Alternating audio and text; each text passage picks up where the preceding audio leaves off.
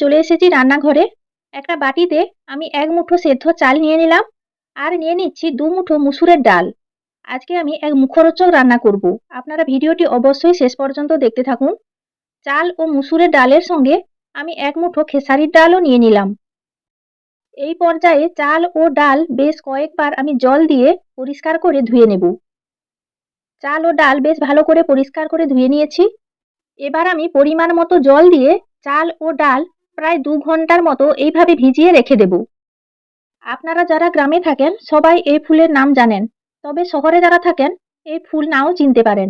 বাড়ির গাছে বেশ কিছু কুমড়ো ফুল আজকে হয়েছিল, সেই ফুলগুলো তুলে এনেছি রান্নার জন্য। এবার আমি এই ফুলের মধ্যে অনেক সময় পোকা থাকে, সেই পোকাগুলোকে বেশ ভালো করে বেছে নেব আর ধুয়ে নেব। আর এদিকে দেখুন বৃষ্টি হওয়ার ফলে কিছু পল ছাতা হয়েছে, এই পল ছাতাগুলোও আজকে রান্নাতে দেব, তাই পল ছাতাগুলোকেও বেশ ভালো করে ধুয়ে নেব